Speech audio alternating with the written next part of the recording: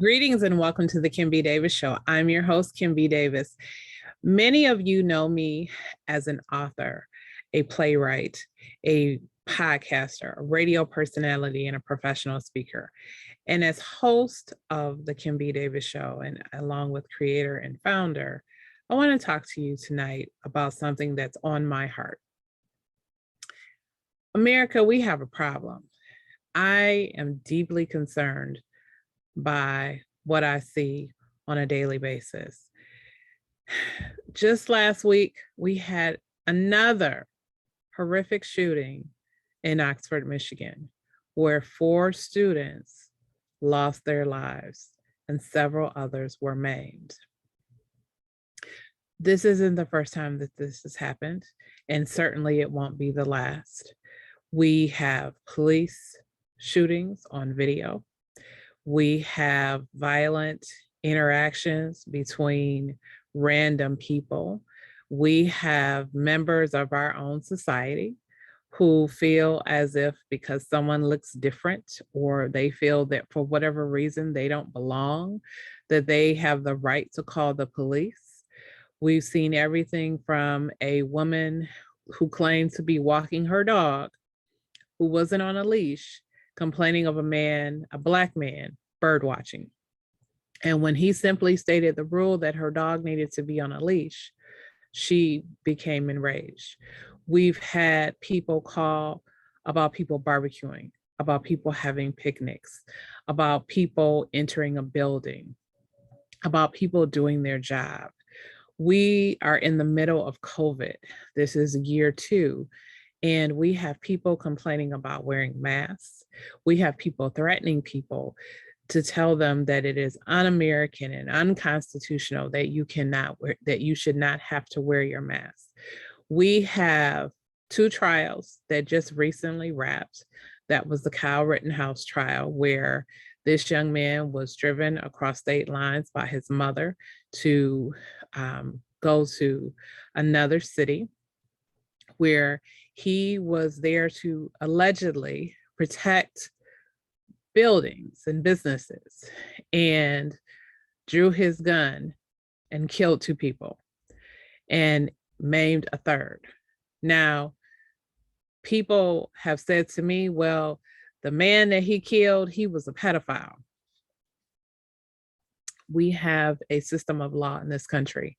And from what I understand, that man served time. I'm not going to take anything away from the terrible crimes that he committed. However, as citizens, we don't have a right to be judge, jury, and executioner outside of the courtroom. We had 3 men in Georgia who decided that a Black man jogging, who they felt did not belong in their neighborhood and had committed some sort of crime, obviously because he was Black, deserved to be executed. And then turned around and said that because he fought back, that they were fighting for their right. They were fighting for their own self-preservation. We have people who make excuses. We have people who've said that the young man in Oxford who killed these people may be going through mental illness or suffering from mental illness. He might have been bullied, whatever those reasons are for people, for babies, teenagers who should be enjoying making plans for prom, graduation, college entrance exams, going away to college, finding a trade, becoming something wonderful and great in life. Those dreams are gone. They were snatched away. The parents of that young man decided to flee to Detroit. I can't imagine that my child would be accused of doing such a horrible and heinous crime that my husband and I would just say, well, we're gonna leave because we can't deal with this, or we don't want to get in trouble. After the father purchased a gun for Christmas for this young man. On the Kim B. Davis Show, I talk about mental health all the time. I've written a book called Conquering the Darkness, talks about my journey through depression. Anxiety is something that I struggle with in life, and with today's headlines and different things that are going on, anxiety is high for me. And if it wasn't for my faith in God, and I know everyone doesn't believe in God, and some people, you know, will make light of the fact that I do, but it gives me peace. It helps me to be able to leave my home. It helps me to trust that my children will be safe at school. Although I can't control the however many number of other hundreds of other kids that attend school with them, that when I go to pick them up at the end of the day, that they will be safe. My anxiety is on high because when my husband goes to work, and he works in mental health and he works in a hospital, and the stories that he tells me of the things that he's had to endure, from people having outbursts to seizures to violent episodes to sexually preoccupied episodes to just hearing voices to having a preoccupation with, you can't tell me no, I'm going to kill someone, or having to learn that one of his coworkers was raped on the job by a patient. America, we are a violent nation. And when we look around the world, we point our fingers and we say, oh, look at those people over there. They're blowing themselves up for whatever their cause is. They've murdered a bunch of children or kidnapped children or done all these terrible things. Yet when we look here in America, what do? We are the most wealthiest country on the planet. I won't say historically, but right as of right now, we are the wealthiest planet on this country. You can go into any fine dining restaurant and see all kinds of 5-star meals. And I have done it, as friends of mine have done it. You order a meal, oh, that was delicious, but I can't eat anymore. And sometimes you take it home and sometimes you don't. And what happens? Food gets thrown out. I've gone to buffets at restaurants and just seen tons and tons of food, and we throw it out. We don't walk it down to the homeless, as in some European countries. It's illegal. It is illegal. Let me correct that. It is illegal for them to throw away food. They have to give it away to people. In America, we don't do that. We will come out of our nice vehicle, park it with our warm coats on, walk into our nice restaurant, and we'll see a homeless person and we will turn our head because it's uncomfortable. And it should be. Poverty is not a pretty thing. I have family members that always say to me, Kim, there is no nobility in poverty. And they're right. There isn't. Poverty, there's two different things about poverty.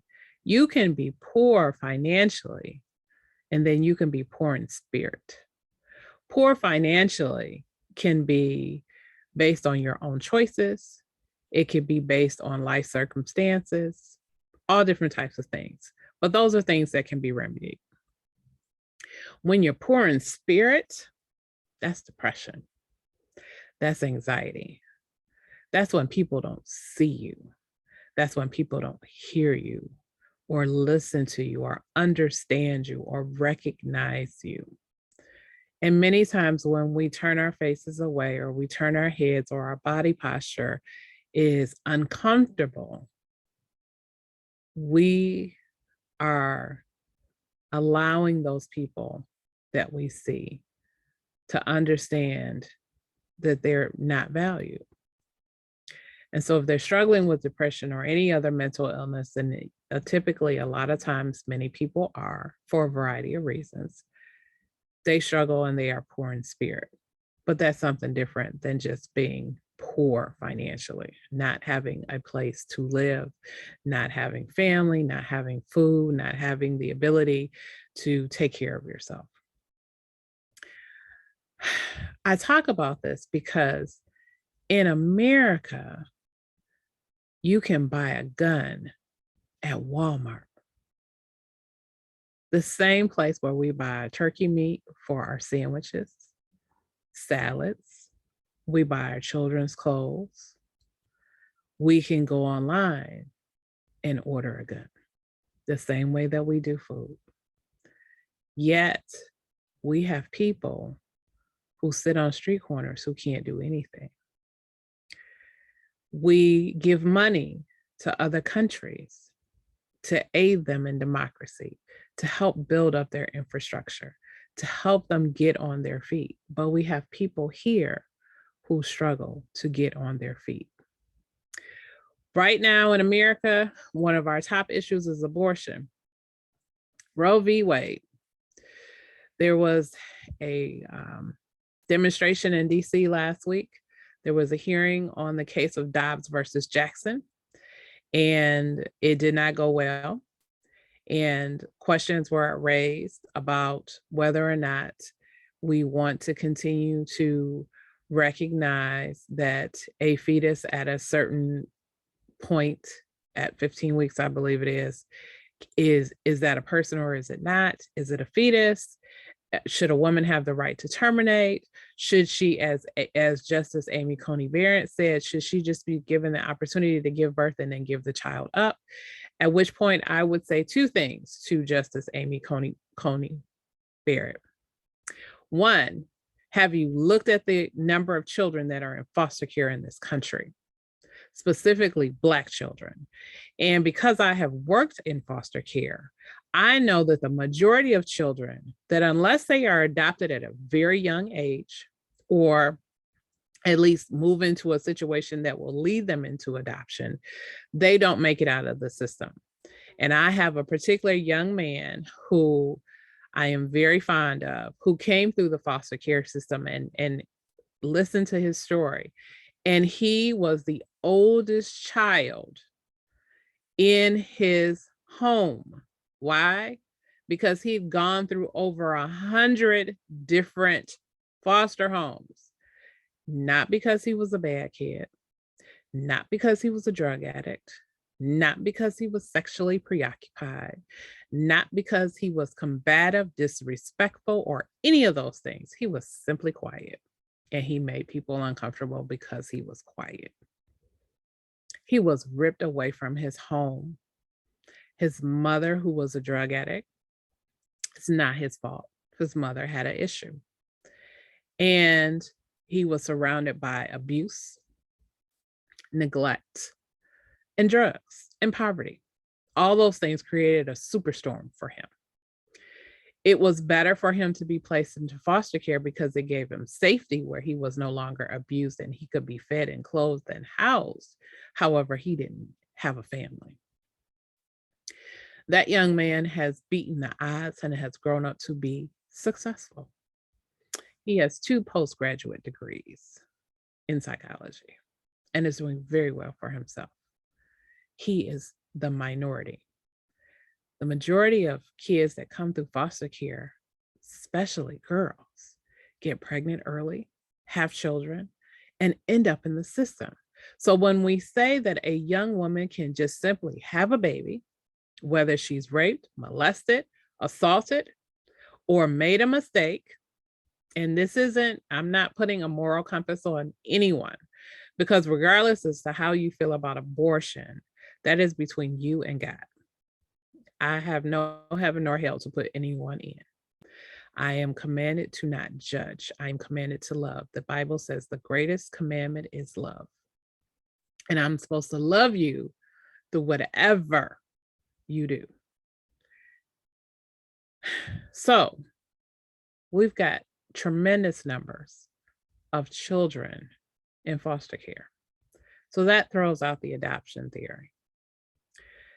Number two, if a woman becomes pregnant or if a woman is raped, assaulted, and let's say she's raped and assaulted, you're forcing her to deal with a horrible event that happened to her and to see the physical um, response or the output of that, which is a child. I've never been in that situation. I don't want to be in that situation. And I feel for people on both sides. If you are the child of someone who was raped and they gave you up and you feel hurt because they gave you away, I understand your pain in the sense that there's pain there that can't be fixed for you. And I grieve for you. I don't know what your pain is, but I can grieve with you. I can empathize with you. I can also empathize with a parent who said, I can't look at that person because it reminds me of what happened to me. Where is our compassion? Where is the love? Lastly, if you become pregnant because you made a mistake, and many people, we laugh about it. You can be married and birth control will fail you and you go, oh, it was a mistake. It was oops. But you're married. You love your child. It may not have been at the most convenient time. And luckily for lots of people, you're able to weather that storm. Some people aren't so lucky. Some people, it takes them down financially, it takes them down emotionally, it takes them down physically. Pregnancy can do a whole lot of things to the human body, and we don't even realize sometimes that pregnancy goes wrong. Even when the child is born healthy, the mother can have issues afterwards. There's a woman who I have seen several pictures of, and I didn't even realize that this was something that can happen. Her leg swelled so badly while she was pregnant that after she delivered the child, one of her legs was still grossly swollen. And just there's nothing they can do about it. Pregnancy damaged her body. It's a real conversation. We don't want to talk about that. She loves her child. It's fine. But these are things that happen. And so if she's not able to work, if she doesn't have that village to support her, what does she do? She has to turn to safety net. We don't want to give a safety net for those people because we say, but it's your responsibility. I pulled myself up by my bootstraps. Why can't you pull yourself up by your bootstraps? So when people say that, I always look at them and go, so you want to pay the taxes to support the safety net so you can take care of all these extra people that you're claiming to? Again, I'm not advocating for abortion. I'm simply saying that the conversation that we're having seems to be a little bit skewed and not true in reality as to how we really feel. But back to violence in America. We have far too many guns on the streets. And I know people will come for me and say, oh, but Kim, I got to be able to protect myself and I have to do this. And there are crazy people walking everywhere. Yes, there are. There are people that are unstable everywhere you go. Whether you walk in a store and somebody's cussing somebody out, or you're driving on the road and somebody's cussing somebody out from their car and pull a gun on them and kill them, or try and shoot them and kill them. It happens every day in America. And it is mind-boggling because where does this come from? This country is filled with some wonderful things: people, places, culture, food, beautiful landscapes. But we're also filled with hatred, fear, and racism. And since 2016, we've seen that door open back again. We are banning books. Did anyone not read 1984, Fahrenheit 451, Animal Farm? Lord of the Flies? Have you not read anything? This isn't judging anybody, but these are common stories where we talk about the dangers of banning knowledge. We talk about the dangers of banning books. And here we are. We keep talking about critical race theory, and I'm so sick of hearing about critical race theory. Just tell history like it happened. You enslaved Black people. You brought us here in chains. You whipped, murdered, killed, separated our families, assaulted us. And the remnant of what survived, the descendants, which I am one, we're here. We haven't burned down anything. We haven't gone on a murdering spree. Yes, there have been riots across the country. Yes, there have. Several in Detroit. But that's not the point. The point is, just like the Native Americans, the indigenous people, nobody's riding at dawn to say, we got to kill white supremacy. We've worked within the system. We've become educated. We have learned to work within politics. We've risen to very high roles. We have the first Black woman as Vice President of the United States. Highly educated, well-to-do. She is a daughter of America, and we are proud of her. Yet we still running around here killing people like this is the Old West. I'm going to quote one of my favorite movies, which is Tombstone. It's one of the few Westerns that I actually like. One of the brothers, and I forget which one it is, I can't call his name at the moment. He says, all I'm saying is you can't carry a gun in town. You can carry a gun, you just can't carry it in town.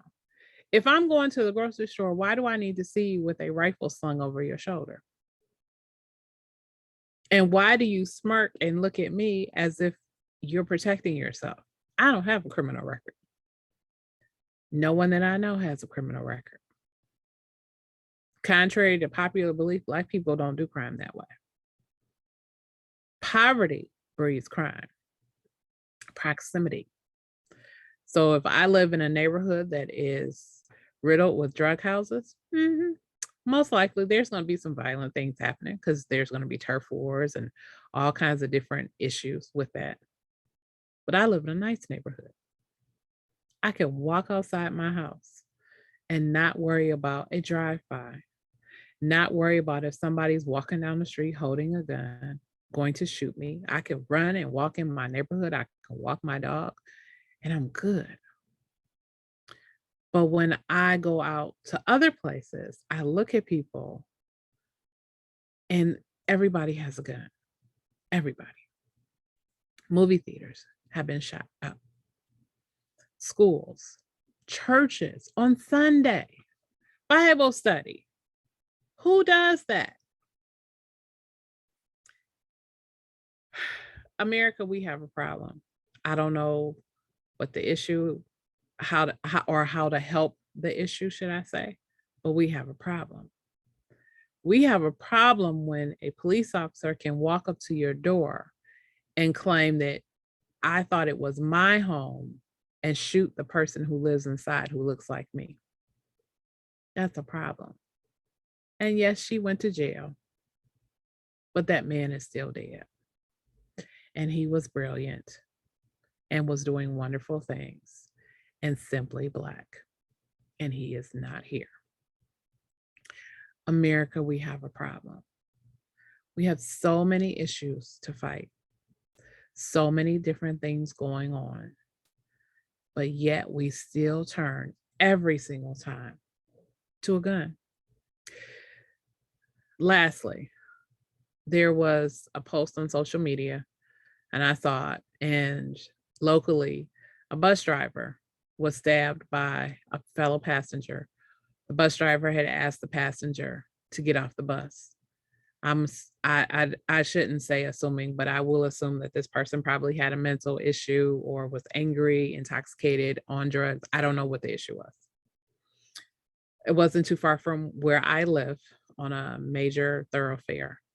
And every single person on the thread said, get a gun, get a gun.